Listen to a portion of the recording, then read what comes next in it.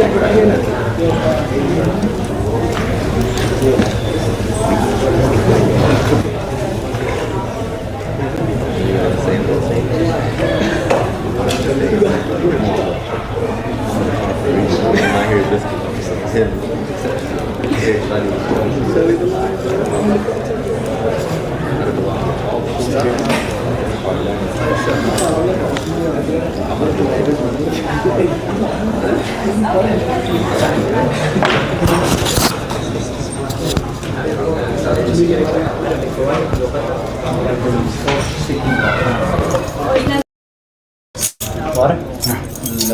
ولا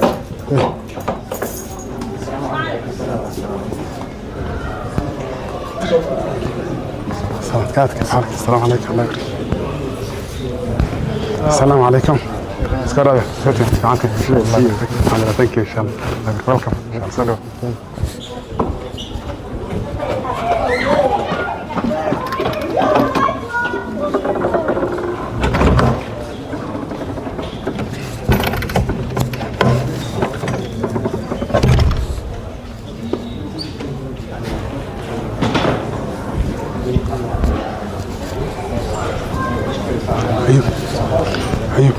Go close the two doors on that side, both of them.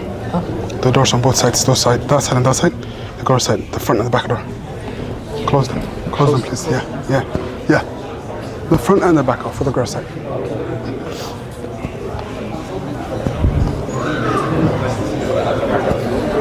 Abdullah, we ready? Okay, let's record.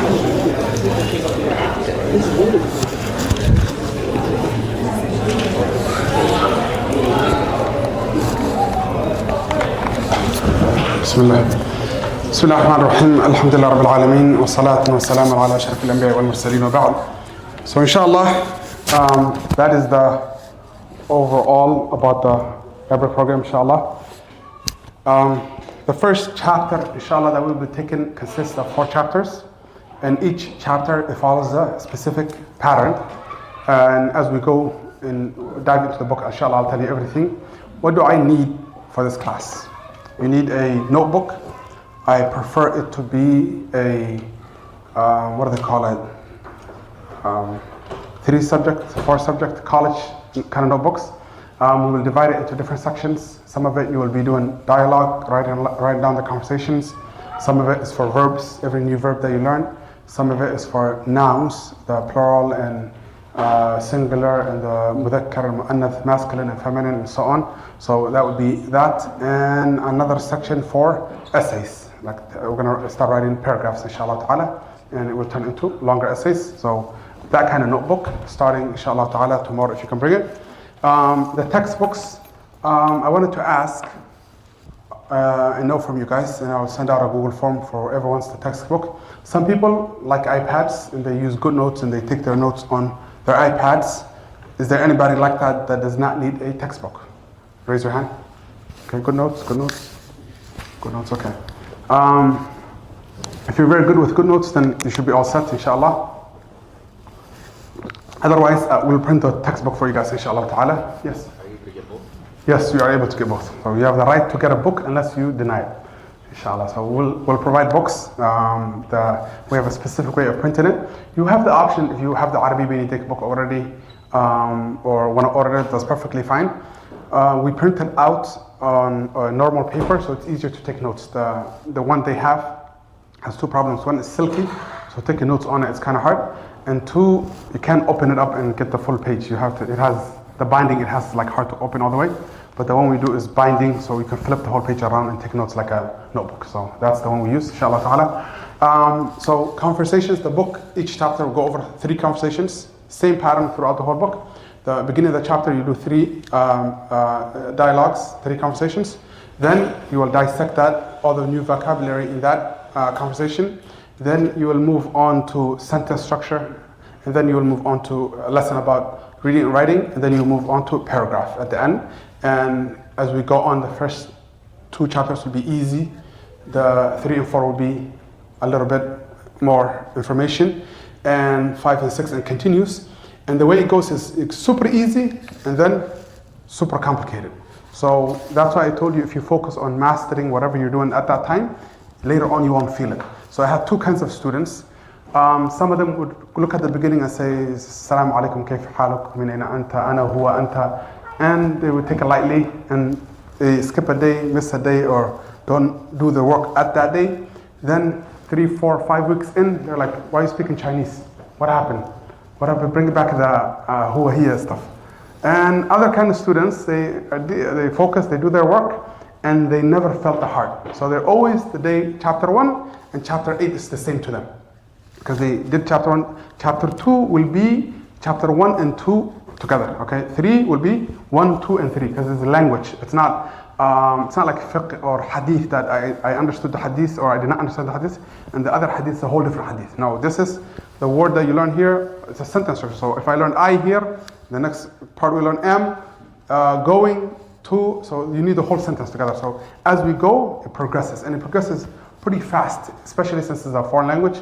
And many of us, if it's the first time, it's not hard unless you make it hard. So if you please focus in the beginning, and I promise you will not feel the hardness of the lessons. It will be very easy to you, and you'll ace through it, inshallah ta'ala. Questions? Give me something, man. We can talk all day. Hi? Yes? You said that Arabic language is structured into specific chapters. You said the first book is split into two. So what would the first one look like compared to the chapter? So book 1 compared to book 2? Yeah. Ooh. So book 1 will be very small sentences. At the end of book 1, you'll get to 8-line paragraph. But book 2, because when you say, I want you to understand book 1, there's 2 parts. There's part 1, which is 8 chapters, and part 2, which is 8 chapters. And by the time you finish those 16 chapters, you're pretty intermediate in Arabic language. You're like, you have a good foundation in Arabic language. By the time you get to book 2, that's more of starting the advanced intermediate. And book 3 and 4 are very advanced. So that's the way it goes. So by the time you finish book 1, all 16 chapters, you should be able to write 2-page essay. You should be able to, if you see there's no text that you will see in Arabic, except you will have a good 40% or 30% that you understand. And I'm talking about a random book that you picked up at the library, or not something that you were studying. By the time you finish chapter 16, like the book 1 all the way, you should be able to teach the level 1. Chapters 1 through 4 or 1 to 8, you should be able to teach it. That's how comfortable that you should be feeling, inshallah ta'ala. So that's the difference. It develops very fast. And you guys, you can access the book online. So I want you to look at it, look at the higher levels and look at it. You might see, you'll see, for example, book 3 and book 4, 2-3 pages full of information, like just essay, talking about a topic or specifically conquering of Constantinople, something like that. And you just 3 pages information. Or Ma'arakatu Badr, or the Nuzul al-Quran, the revelation of the Quran, deep, very deep, 3-4 pages talking about it. That is, by the time you get to it, I expect it to be as easy as when you were in chapter 1. Tamam? So it's not going to jump all of a sudden something you know. It gradually builds you. And the way we teach it here, or the method I use is tailored. So even the book, I will make it harder than it is. So, because I know what's coming up, so I make you do extra work. For example, one of the extra works I will make you do is the writing the paragraphs is not necessary to, according to the way the book is written, until you get a bit further. But all of a sudden, instead of doing it, we start doing 3 sentences, 4 sentences, 5 sentences. So by the time it starts paragraph for you, you're out of the game, inshallah ta'ala. So that's it. The book gets from 0 to hero, but in a manageable style, inshallah ta'ala. Any questions? Yes. Is it ready?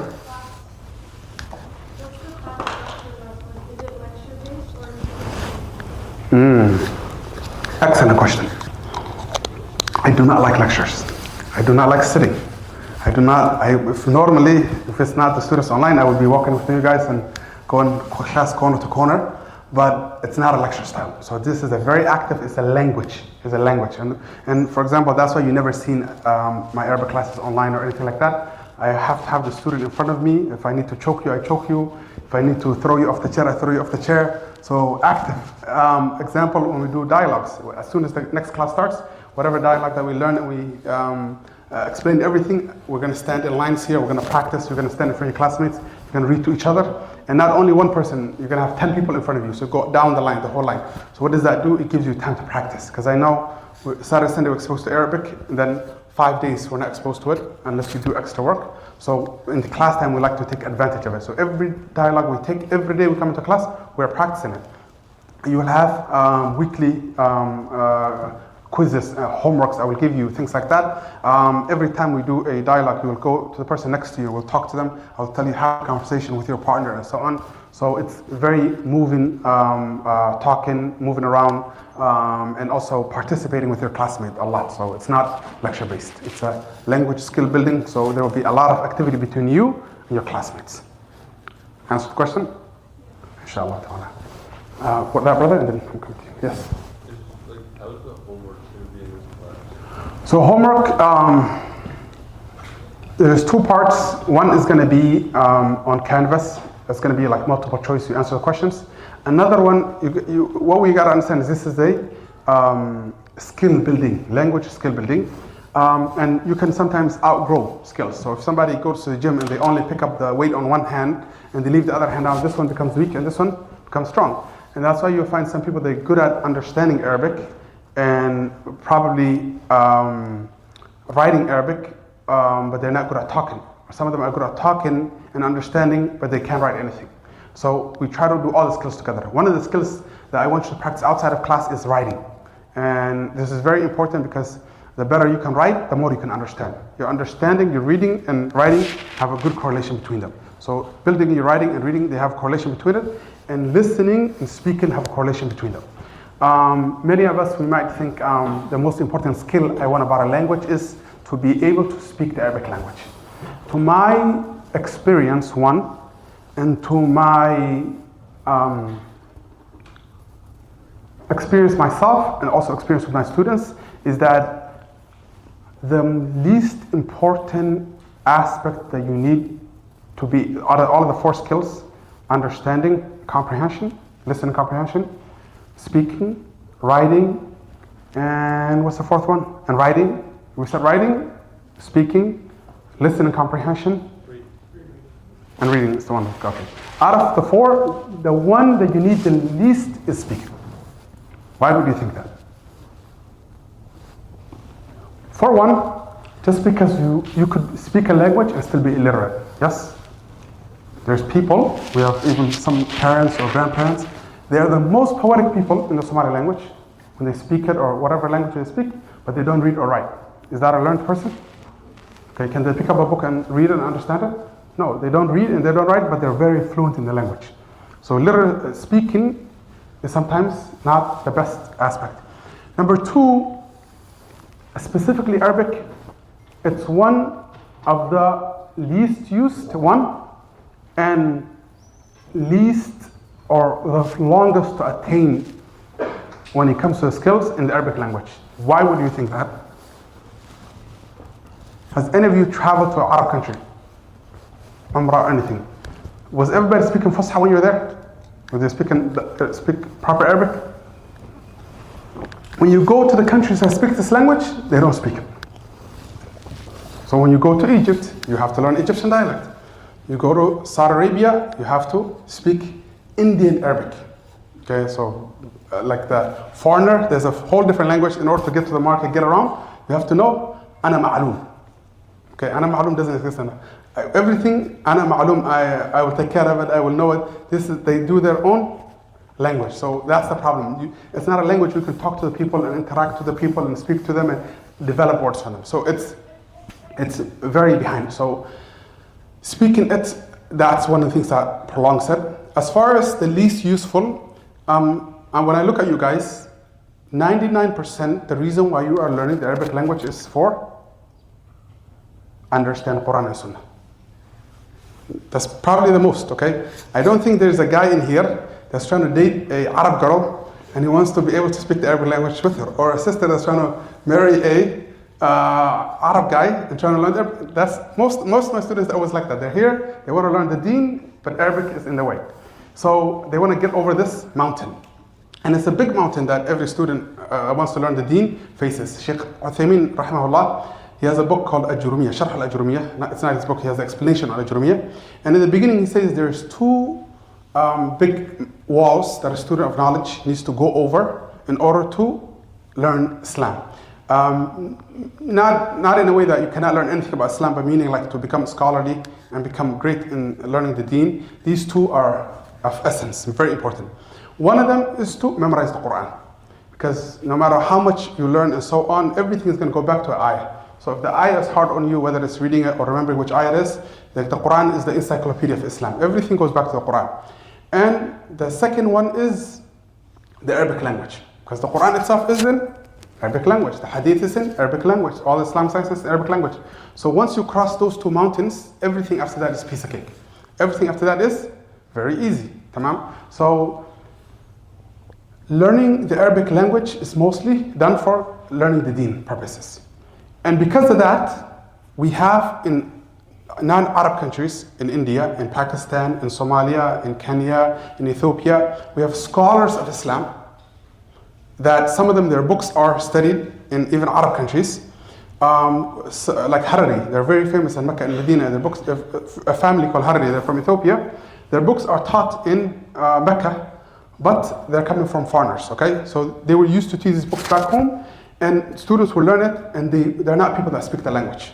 The example, there's in Madhab Shafi'i, the khutbah Jum'ah has to be done in Arabic.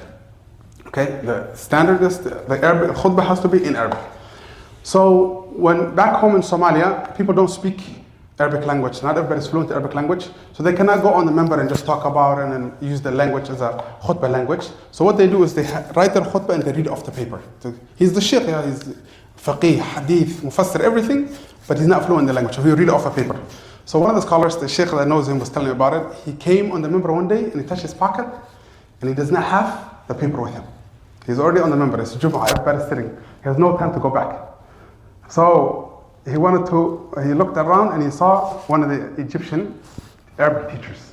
He's not a sheikh, he's not a scholar, but he's an Arabic teacher. So he said, come up and talk to the people. And the guy ended up doing the khutbah, you understand? So that's what I mean by it. Who's more knowledgeable? This one. Who understands Arabic more? This one. But does he speak it? No. Tamam? And why does he not speak it? Because it's listening. And inshallah we will build that skill. All I'm saying is that it will be delayed. Because in order to make a sentence, you need a lot of vocabulary. Tamam? And not only do you not need to know the vocabulary, but it has to come to your head fast. Like when I look at this bottle, when I show you this, what comes to your head right away? A bottle of water, right? You don't need to think, so you don't need to process it. But Arabic is not like that. So it has to get to that point where by seeing it, you're already analyzing and your brain is thinking as fast as you can speak. So the more you adapt this word and it sticks to you, the better it becomes. And my personal teacher, his name is Sheikh Shuaib, he's the one that made me interested in Arabic language, and I took Arabic Benedict with him in this city and I learned Arabic from him, not from overseas. He actually told me this trick. He said, Saeed, the last skill that you are master in the Arabic language is speaking Arabic. Tamam? And the first skill that you will lose in the Arabic language is speaking Arabic. It is the last skill because all of the other ones lead to it, and you need to expose yourself a lot more to in order to build it, one. And two, all you have to do in order to forget it is stop speaking it. You can read still, you can understand, but you might forget speaking. And that's what happens to, for example, people that I grew up young age in Somalia. I came here, few years in, I could only understand Somali. The speaking went away because the English took its spot. So it happens a lot of times. The more you are exposed to, you're not exposed to listening, hearing the language, you start losing that skill. Tamam? I think then I went to Egypt and Arabic went after Arabic, and then English started dwindling down. Now English is Arabic became first and English became second. Tamam? So that's another reason. And even conversations. If I'm talking to Sheikh Walid or Sheikh Hamad or Sheikh Tariq, we're not going to speak Fusha. It just became, that's how part. Once we're in lesson, it's Fusha. Outside of lesson, we start speaking dialect right away. Can you learn the dialect? Will it block you from learning the Fusha? Absolutely not. I speak Arabic Fusha and I also speak the Egyptian dialect, but I never studied the Egyptian dialect. I just pick it up from the market and interacting with people and so on, to the point that I don't know the difference. If somebody's speaking, my brain would not trigger when it transitions. And not know the difference as in, I know this one's Ami, but I wouldn't say, hey, stop speaking Ami and so on. Some people, when they're new to the dialect, they might say, I did not understand, repeat it, but as I lived there for 6 years, so I developed to the point that when the professors were doing their lectures, I actually preferred for them to speak Egyptian dialect because they speak better. They get their thoughts across faster because this is their language, dialect they've been hearing their whole life. So that is that. Speaking, do not stress yourself about speaking.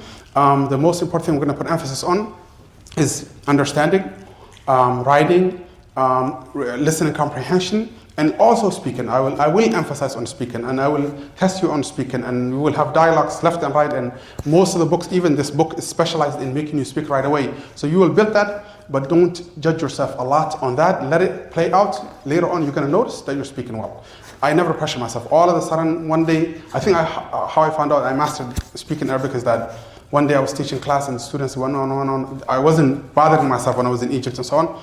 As I was in here, I just started speaking to students in Arabic. We started teaching the class in Arabic, and it just went off. So it will develop, it will come, but all I want you to do is focus on that. And one of the things I told you is, in order to speak, you have to master the word. So part of the homeworks help with that. If you take the dialogue, you understand it, you translate it, and you leave it at that, it's not comparable to somebody that went home and sat down and rewrote it again. So this person, they learned it in class, they took the translation, they practiced it, saying it, they wrote it. That is more. They say the more you interact with the thing, you do it, you see it, you hear it, you write it, it sticks to you more than if you just hear it and understand it. Tamam? So that's why we emphasize a lot on the writing portion. And it's one of the most important skills, inshallah ta'ala, that you will develop. What else? Question? Yes. Can I still be successful in this class if I don't know how to read and write? Okay, very good question. Can I be successful in this class if I don't know how to read and write the Arabic language? Yes and no. Yes, if you make up the work. If you make up the lack by doing side classes. For example, any sister that needs help with reading, writing portion of the Arabic language, we have side classes for them that they don't need to sign up for, they don't need to pay extra money, but they can come, take the lesson, and within a month or a month and a half or two, depending on how much work they put in, they can finish that. It's very simple style, and I think Somalis and Minnesotans and I think Oromo or so on in Minnesota, we are better in teaching how to read and write the Arabic language than even Arab countries. And the way I know that is sometimes we have Duxi students that leave, they go overseas, they go to Kenya or Egypt and so on. When they come back, we have to reteach them how to read and write. The mastery level in Minnesota is a lot better, mashallah. You'll see students, they don't speak Arabic language, they don't know my name is, and anything they hear in the Arabic language, they hear it, they will write it for you, and they will not make any mistake. Tamam? They will hear the word that's read, the one that's silent, everything. Okay, and that's a level of amazing mastery. So if you were to make up for that, same thing for the guys. If you say, hey, I need a quick crash course on how to read and write the Arabic language, and this, most of it is like you might, like there's rules. It's one of the sciences of Arabic as a matter of fact. It's called imla. So shad, shamsiya, qamariya, tanween, the silent letters, the hamazat, all of these rules, ta' marbota, ta' maftuha.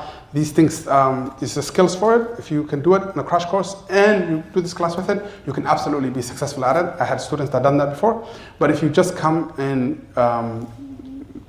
the problem is I will say a word and you will write it the wrong way. So same thing in English. If I was to tell you, write police and you write police, it's a ba, same, understand? And you're welcome with a K and so on. So that's the kind of mistake that's going to happen. And understand the letter differences and spelling and so on. So it's a very important skill. We will try to add lessons of it in the class, inshallah ta'ala. But I also would ask you to come to me, we'll add side. I am responsible for providing it. You are responsible for taking advantage of it, inshallah ta'ala. So yes and no, and you decide. Come on. Next question. Yes, Ethan. percentage-wise, you said purchase a 5-subject notebook, right? Percentage-wise, how's that spread out? Reading, discussion, So, as far as dividing your notebook up, I would say most books are already made even. They already have the dividers within them. not the notebook, the assignments, like quizzes and tests, are they way more than classroom? Grading, yes. So the grading, we will have different styles of doing it as far as testing and things like that. Homeworks are a lot more. And homeworks will determine how you do on the exams. Homeworks will determine. There's nobody that can tell me, I did my homework and I aced it and I took into note all the corrections and we corrected to the detail. If you misspell your name, we will correct it. Tamam? So if you do your homework, there's no way you can fail the exams. Tamam? The exams we will have, there's going to be quizzes that prepare you for the style of the exam, but we'll have a midterm and we will have a final for the level. The midterm will be on chapter 1 and 2, and the final will be on all 4 chapters, 3 and 4 plus 1 and 2, because you cannot separate the language. It's going to be together. So you'll have a midterm exam and a final exam, and it's going to be on your syllabus, inshallah ta'ala, on your canvas. You'll see that. Homeworks will be throughout. For example, every day you come, we take a dialogue or we take sentence structure. I expect you to go home and write it. So it will be a daily thing, inshallah ta'ala. Every week you will have homework. Quizzes, we finish chapter 1, we do a quiz on it. Sometimes random, I say pop quiz, we take it in class. And that's about it, inshallah ta'ala. So as far as weighting it, and this one is important and this one's not important, for your personal benefit, everything's taking you to Jannah. Tamam? What I mean by that, the more serious you take everything, the better it is for you, because we're trying to get the language down. Tamam? So if you say, hey, I will only focus on grading, my grade does not matter. It will not take you forward or backwards more. The skills you develop is what you're here for and what's making you the best in the Arabic language. So focus on taking advantage of the homework, reading, all of this extra mile. Go do the extra mile so that you become very successful at it, inshallah ta'ala. Don't focus on which one is more, which one is more graded. Everything is important because you're trying to take the most out of your time and effort and so on. Tamam? Hamza. Okay. We're going to watch a movie. Okay? Historical movie. Inshallah ta'ala, then we'll continue on from there. Question? Wi-Fi password? Wi-Fi password for the building, right? I will check on that. We don't have public Wi-Fi. Pause it. Can one of the sisters turn off the slide? One of the brothers turn off the slide?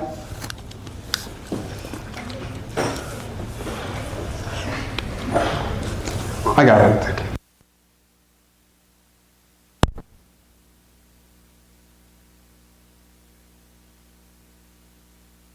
And I was born and raised in the state of California.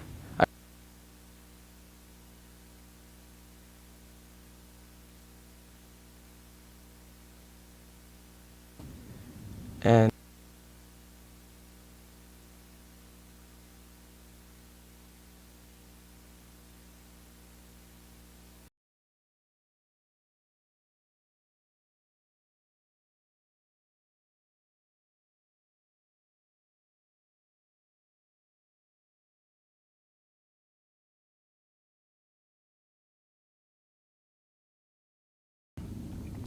Assalamu alaikum wa rahmatullahi wa barakatuh. My name is Harun.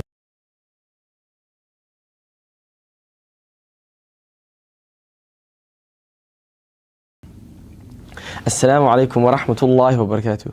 My name is Harun Musa, and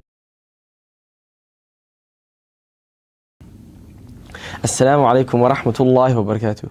My name is Harun Musa, and I was born and raised in the state of California. I moved here to Minnesota back in 2017, and I remember the first time I joined the English summer intensive seminars with the Islamic University of Minnesota back in 2020. And one of the professors or the instructors for that program was Sheikh Sa'id, who was a recent graduate from Al-Azhar University in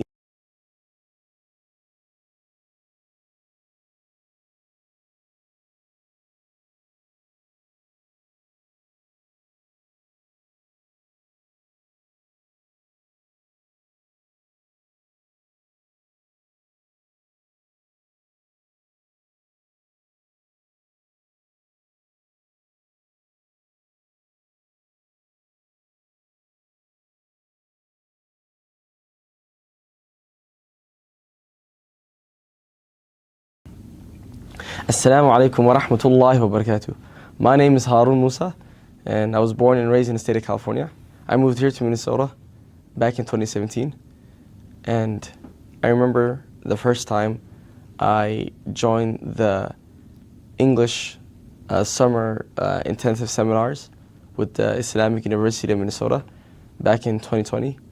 And one of the professors or the instructors for that program was Sheikh Al-Surayh, who was a recent a graduate from Al-Azhar University in Egypt, and he was teaching a subject on Arabic grammar. And I remember majority of that information kind of like went over my head, and I had no clue what was going on. And it was like the traditional way that most people learn Arabic in Somali communities, where you start with nahwa, basic Arabic grammar, without like learning like the individual meaning of the words or like how to even form sentences. And after 2 weeks, when that intensive seminar finished, there was an announcement that was made that the Islamic University of Minnesota is providing an Arabic learning program called Al-Jazari Institute, where they'll teach you the Arabic language. And the first thought that came to my head was, I'm not sure that it's going to work, because we live in America and everybody has their own lives and everybody's busy. So it was just a thought at the back of my head. But I met a friend who was very, very motivated and was learning Arabic language by himself. And I'd see him day in, day out, studying the Arabic language, speaking with people, putting a lot of practice. And then I slowly realized that there really is nothing stopping me from learning the religion and learning the religion in the way that Allah meant it to be learned, in Arabic. So I took the first step forward and signed up for Al-Jazari Institute. And I can even remember the first day. I think there was over 100 students and over 2 classes. And there was a lot of people, many people older than me. I was one of the younger students in the class. And people were excited. There was a lot of excitement in the air. And I remember our teacher, Sheikh Al-Surayh, telling us that, inshallah, that if we just stuck with the program and we did our best and we do everything that we're supposed to do, that very soon we'd be able to start speaking Arabic. And forget about speaking, within a short period of time, we'll be starting writing essays. And I was shocked at that. Like, no way. Like, we barely know Hingad or Arabic reading and writing. And whatever we know from the Quran is just memorization. We don't know the meaning. So we're going to be able to start speaking Arabic and writing essays. Like, we hate writing essays in English. What makes you think we're going to write essays in Arabic, you know? So I had a big question mark on that when he said that. And lo and behold, subhanAllah, after a short while, I remember when he assigned our first essay, where he told us basically, I want you to write for me 5 to 6 sentences on a sheet of paper on the content we've been learning for the past couple weeks. And one of the problems I had in the class is that the man had a hard time like controlling me, where basically like I'd be going off topic and trying to write whatever comes into my brain, and doing too much outside research and not knowing what I was doing. And wallahi, we joke, I kind of joke with my friends that every person has that famous mistake that they make when they're learning Arabic, and mine was, subhanAllah, very atrocious. I remember I turned in the essay, and when the ma'ani graded it, it was like covered, like half the paper was covered in red. And on the very bottom, he wrote for me, please, Harun, come see me after class. And I was like, ma'an, what happened? He was like, look at the top. And at the greeting, I said, As-salam, I'm speaking to the ma'an. I wrote for him, As-salamu alaykum wa rahmatullahi wa barakatuhu, ya sayyidati. I called the ma'an a girl. Subhanallah. And he told me that, Ya Harun, inshallah, calm down, just do what I told you to do, stop doing a lot of extra stuff, just focus and follow the content. And time went on, alhamdulillah, we finished a couple books in Arabic, and Ma'an even eventually started teaching us that same Arabic grammar I took in the summer intensive, but at the right time, where basically I knew the language that we were learning, and I know the individual words, and we know the vocabulary, we know how to make sentences. Now we're just learning how to make the right sentences. And it was so natural, alhamdulillah. And the best part of the class was that it was slow and steady. On the weekends, 2 hours each day, Saturday, Sunday. We had work on weekdays. We were going to college, some of us, graduating and everything. And it didn't feel like we were learning, but we were learning a lot, turning in homework. And that's the part that most people don't realize, that slow and steady aspect of learning really makes you win the race. And it got to the point that, subhanAllah, that after like 2 to 3 years, we made a lot of progress. And the eye-opening event that I experienced was that one day I came to Jum'ah and I was late, so I ended up coming to the Arabic Jum'ah instead of my typical English or Somali Jum'ah. And I sat down, and the khatib, or the lecturer for that day, was Sheikh Walid al-Minisi, and he was talking. And I don't remember the topic for that day, but what I do remember is that I was actually subconsciously following what he was talking about. Like, I actually knew what he was talking about, subhanAllah. Not 100%, but like 70% to 60%, I knew what the Shaykh was talking about. And not even like a big picture, like general idea, like sentence to sentence, word to word. I can tell you like what each individual word of it meant. And I was like, subhanAllah, like, I actually know what the Shaykh was talking about. He was talking to me. And I was actually benefiting from the Arabic lecture instead of like falling asleep as I typically would do in past, because I didn't understand it. And I was flabbergasted. I'm actually understanding the Arabic. The same Arabic we're taking in Arabic class, the Shaykh is using it, and I'm understanding it. And what was even crazier than that is that during that summer, the summer of 2023, there was that same intensive seminar that's held at Masjid Dar Al-Farooq, the Arabic version. I just decided to sit in on it and to see, just to benefit, because my dad was coming and I decided to come along with him. And wallahi, I was shocked at how simple and understandable the classes were. Sheikh Dar Al-Farooq was talking about the science of hadith and different narrators and like the very, very minute details. And he's speaking in a very, very simple and understandable way. It was enjoyable. We were hooked on every single word. His jokings, his explanations, everything. I was able to understand it, subhanAllah. When Sheikh Walid comes, it's very, very, very simple language that any student can understand. And it's as if he's speaking to me in English. But he wasn't. He's speaking to me in Arabic. And I was like, 3 years of Arabic learning. And subhanAllah, it was able to culminate to the fact that I was able to understand what the ulama was talking about. And I think back to the promise that Sheikh Saeed made to us on the first day, saying that, many of you guys will not be around at the end of the journey, but those that do make it, I promise you that, subhanAllah, there will be a day where you'll be able to sit at the feet of the ulama and learn the deen. Because the entire reason why the Al-Jazir Institute was established by the Islamic University of Minnesota was not just to learn Arabic, is so that we learn Arabic to get to the higher purpose, which was learning the deen in Arabic, as it should have. And that actually happened. And it happened without us realizing it. And subhanAllah, and our classes slowly became harder and harder.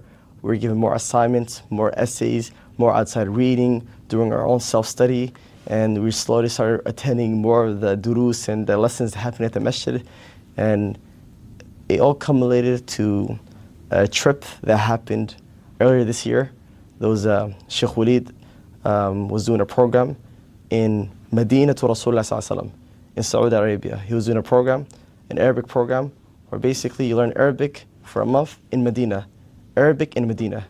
And Sheikh Saeed, when he first told me about it, at the back of my head I was like, do I really need to go?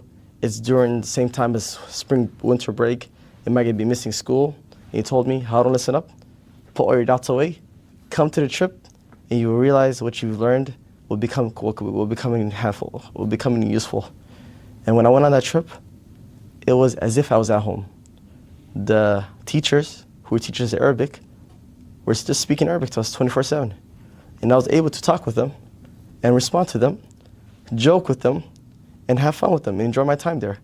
The random taxi driver, I was able to tell me, take me to the haram, take me to the masjid, take me back to the hotel, I need this and that. I go to a grocery store, I was able to speak with them. And even though they spoke their own dialects, we were at least able to come to a common point, And that exposure made me realize that the belief that you need to leave the country to learn a deen, let alone the Arabic language, all that work could be started here. There's a benefit to be learning.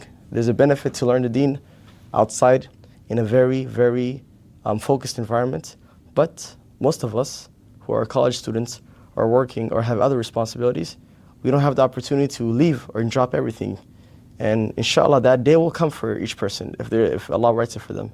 But for those of us that are here, you're able to dedicate at least 15 minutes a day, each day, to increasing your knowledge. And it's a slow and steady process, which is, subhanallah, not that hard. And you really do grow. It's not that impossible. And now, alhamdulillah, I'm about to be one of the new students for the Graduate Institute for Aalims and Daiis, which is now the next level to Al-Jazari.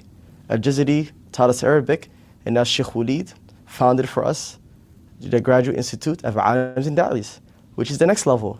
We learn Arabic, now come learn from us in the Arabic language all the different sciences of Islam, from fiqh to aqidah, tafsir, hadith, so on and so forth. And this is a very, very exciting opportunity that I'm looking forward to, inshallah, benefiting from. And I would never have believed that today I'll be able to join this cohort of students, the second cohort in 10 years, that Sheikh Walid and Sheikh Hamad Al-Surayh and Sheikh Dar Al-Farooq Hafidhahumullah Jama'een. These people will be my teachers. And it all started with me learning Assalamu alaikum wa alaikum assalam in Arabic. So subhanAllah, it's a long journey. And the amazing part is that, alhamdulillah, the same opportunity that was presented to me is now being made available to you. Jiyad, the Graduate Institute of Aalims and Daiis, is now making available classes to learn those same Arabic classes that I took in the past. And once graduating from those classes, you'll be able to study at the hands of these ulama right away in Arabic. And alongside with those Arabic language learning classes, there will be in English Islamic studies taught by those same esteemed scholars, but in the English language, where they maintain the integrity of the deen, but speak to us in a way that we can understand in the English language. So I encourage everybody to take advantage of this opportunity and to join Jihad, the Graduate Institute of Aalims and Daiis, because you never know. A once-in-a-lifetime opportunity might never ever come back again. It was 10 years ago, it was 10 years to this day when the last cohort graduated, and now we are the second cohort. And we might not know if there will ever be a third cohort. So please, take advantage of this opportunity. فيا إخوتي الكرام التحقوا بهذه الجامعة المباركة وسأكون في انتظاركم في الفصل وسارعوا إلى الخير. وفقنا الله وإياكم لما يحب ويرضاه. والسلام عليكم ورحمة الله وبركاته.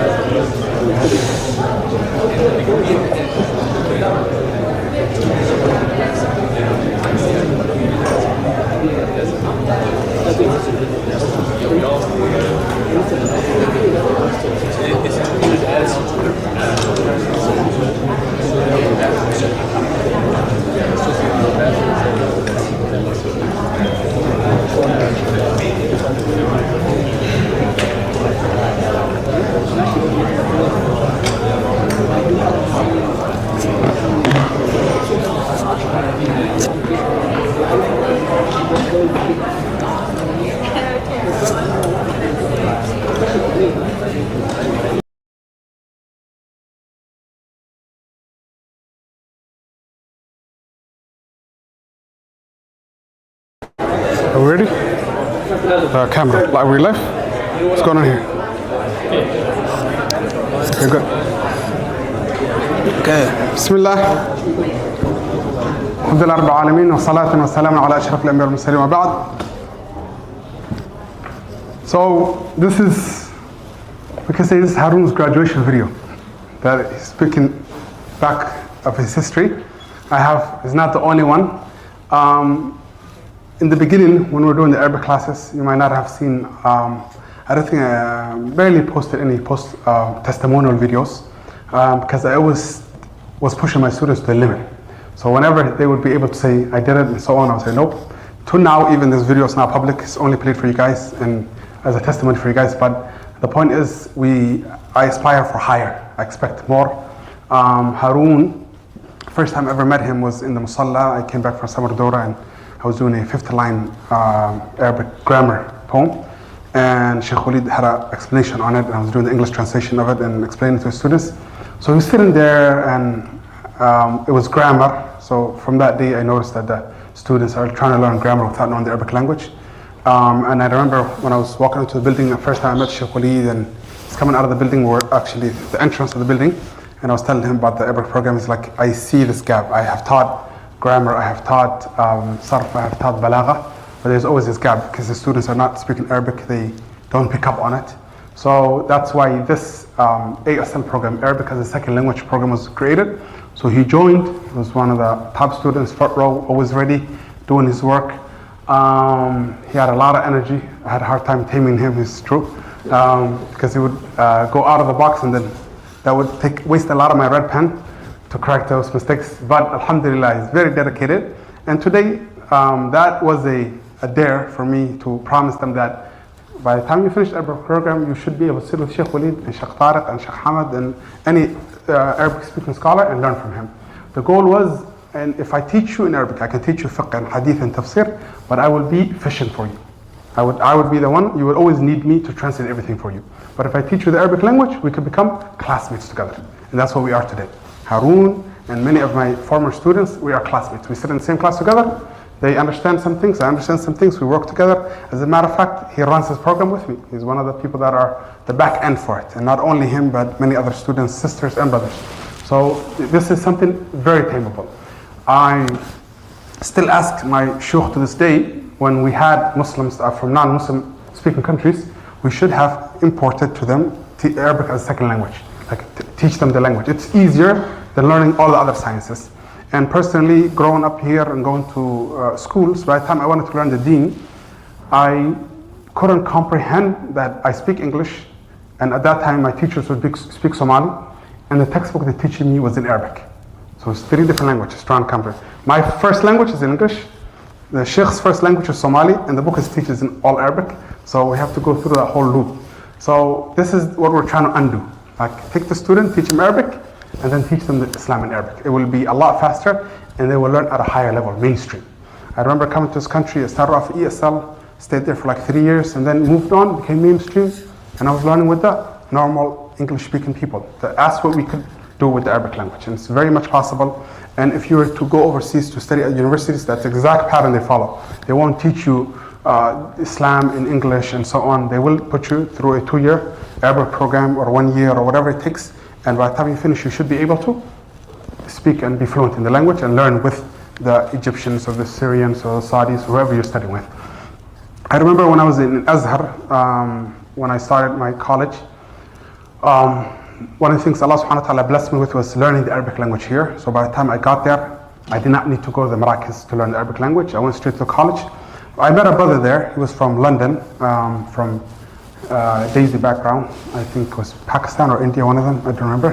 But he was there for like 10 years. So he came, he didn't know anything of the language, and he did the Arabic program. As a matter of fact, there's a way, the markaz, you connect with them, you pay them extra, they pick you up from the airport, they give you housing, you pay like $1,000 one time. So they take care of all the process.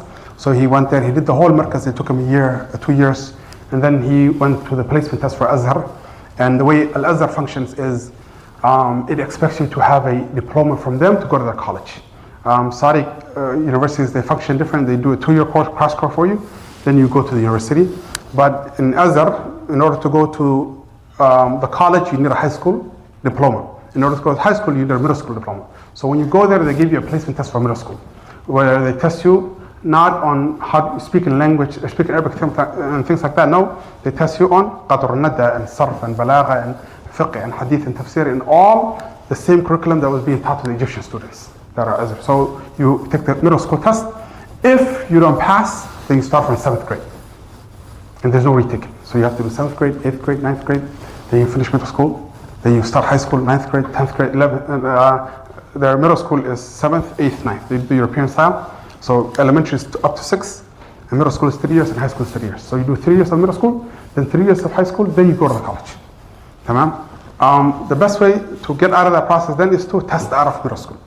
And then test out of high school, and then that's the only way. And you can never test out of high school, you must do 1 year at least. So the best you can do is get in 12th grade, sit for 1 year, do the 12th grade year, get your diploma, and then go to college. So that's only 2 conditions they have for you to study with them is, you don't have to get a visa ahead of time or anything like that. Show up, you have to be Muslim, okay? And 2, you have to have a high school diploma in order to go to college. That's it. Full expense paid scholarship. They'll give you dormitory. I don't know if you guys can handle the kind of dormitory they have, but you can rent outside too if you want. But they give you stipends, things like that. But those are the 2 conditions. And their hard condition is the Muslim, being Muslim one is a gift from Allah, you got that. But the other one is knowing the Arabic language, not only Arabic language, but the sciences. So by the time, one of the goals is that by the time you finish this kind of program, you build from the fiqh and the hadith, all the Islamic study class you did it, the Arabic program you did it. If any of the students were to go overseas, we expect them to perform at a higher level, not to go overseas and do what they could have done here. Tamam? So do your work here as you are helping your family, work and things like that, which is the majority of the students. The amount of students from Minnesota in Egypt currently are a lot, but they're probably in the hundreds. But here, they're in the thousands. So we're trying to create an intensive program for them here that, and if some of them get the energy out of it to go overseas, alhamdulillah, they can perform at a higher level. So myself, before going, I did the exact curriculum that you guys are doing here. I did Arabi bin Dig, I did grammar classes, and I also did Islamic study courses just like you guys are doing, but it was being taught in Somali instead of English because our shaykh were all Somali. We learned that, we graduated. I graduated 2013, 2014 I was in Egypt. So I went there, I did the placement test. Where do you guys think I placed? Middle school. Middle school? Okay, I placed into 11th grade. So I sat in 11th grade. They have a special, when you guys hear school, you might think like with kids and stuff. No, they have a special middle school that's designated for international students. Some people in the class were older than me. Some people were younger than me, but it's about around the same age. So it's like adult middle school and adult high school for foreign students, only for foreign students. It was actually donated, that building, by one of the sultans called Sultan of Brunei, Sultan Hassan. I think he's an Asian Muslim ruler. He's a rich guy. So he donated both these buildings, a building for sisters and a building for the brothers, and he built it and everything. So in the Shaykh of Azhar teaching it. So I placed it to 11th grade and I tested, I passed the test for 11th grade. Then you have the option to also test out of 12th grade. So in 1 year I did 2 years, and then I did my 4 years of college. So alhamdulillah, it was a great experience. When you're going to college, you're going to go with mainstream students, Egyptians that have been doing this from kindergarten. So you have to pass with them, alhamdulillah. It wasn't hard. I performed well in it and graduated from it. And now, same thing, that path you could do. So instead of going overseas to learn Arabic and do a little bit of Quran, you could do it here. When you go there, do the college and come back, inshallah ta'ala. Our ambition is not to send students that go back and get bachelors. The next thing we're shooting for is PhDs. You go, by the time you go to Azhar or Medina or so on, you're going to get your master's, you're going to get your PhD and become a scholars. And there's an honest goal that we have. It won't be easy, you guys will make it true inshallah, but to make Minnesota a learning hub where people come from all over the world to study. Alhamdulillah, so far it's happening. Right now when we launch this program, we've been getting emails from students in Egypt, students in other Muslim countries saying we would like to enroll over from online, and because they know these faces, they know these shuyukh, so they want to learn from them. So inshallah, that is our goal, for you guys to benefit, learn here, and be able to learn from these shuyukh. Allah subhanahu wa ta'ala has blessed them with us. Many of the other states, they're known for English-speaking scholars. We are, Minnesota, one of the heavens for English-speaking scholars, Arabic-speaking scholars. So a lot of students, the registration for the Arabic program was a lot, and it's not something normal. Sheikh Hamad Al-Surayh, before he came to us, he was in Virginia teaching for 6 years. He lived there, he was doing college, he was there for 6 years. He did a 6-month, he actually, after he graduated and finished, he came specifically back to do da'wah. He was there doing courses for 6 months straight. He opened up both pathways, the English-speaking students and the Arabic-speaking students. And the English, a lot of students register. Guess how many register for the Arabic-speaking students? One student. So we ended up not teaching. He ditched the Arabic side and he only did the English one. And he's been doing English class. When he came here, he was impressed when he found students that he came for the Dawrah and then he liked it, and we spoke with him, and alhamdulillah, Allah gave us the opportunity to bring him here. He's a local imam here. He's going to be here inshallah ta'ala. One of the most important things that we also focus on is having a sheikh or a teacher who's here for the students, that's available, meaning like one weekend we have classes, the next weekend is cancelled, or the sheikh is traveling, or 3 months off. Inshallah ta'ala, that will never happen. The sheikh's travels will be revolve around your classes. So we will do 98% inshallah ta'ala. Sheikh should not be gone from class. And if he is gone one day for whatever reason or any important reason, we will have a fill-in. But we should not, my plan is to not have a single day in the academic calendar, unless there's a snow day, we can do Zoom still, but to make sure that we have class every single day, inshallah ta'ala. I don't know if that's good news for you guys, or if you like the break days, but that's the plan, inshallah ta'ala. So, inshallah ta'ala, we got this. Yes, no? Yeah, ready for it? Tamam. So Harun, as I was telling about, he did the Arabic program with us. Currently, he's planning to do his master's in the Arabic language. He studied at the University of Minnesota, the academics one, not our Islamic one, the non-Islamic one.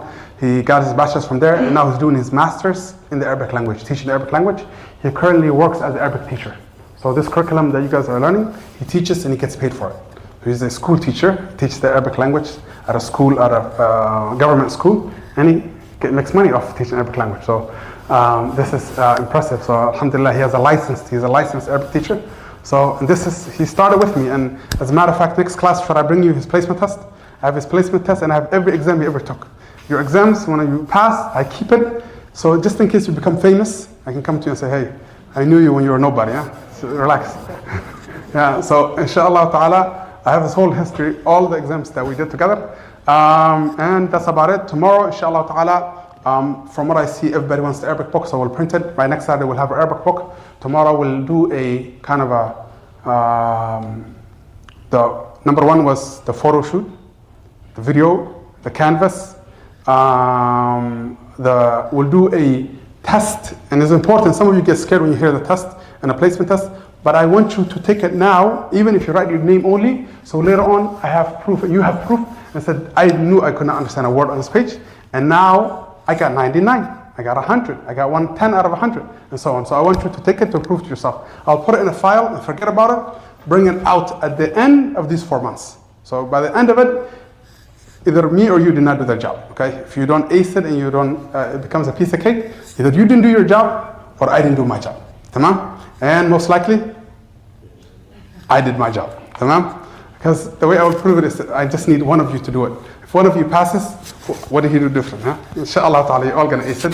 The first 4 chapters, I'm not scared. Students are usually, it's very easy, it's fun. You will all ace it. So tomorrow, inshallah, we'll do all of those fun things. Right now, Sheikh Hamad should be coming in for you guys. Any questions that you guys have, anything like that, I can answer it, but I wanted to give you guys a break. 10 minutes maybe before the Sheikh talks about his topic. The Islamic studies curriculum and the books and everything after the Sheikh's talk, I will also explain what we're going to do about that, inshallah ta'ala. Any questions? Okay, let's take a 15-minute. I'll give you guys a 15-minute break. Drink water, walk around, talk to your friends, and then we'll start. We'll be back here at 4:15, inshallah ta'ala. سبحانك اللهم وبحمدك أشهد أن لا إله إلا أنت أستغفرك وأتوب إليك. I'm up here for anybody who has questions. Yes, in the office. Yes, in the office. So it's a computer charger kind. You want that kind? Yeah. Yeah. Go get it to my office. Go to my office and get it.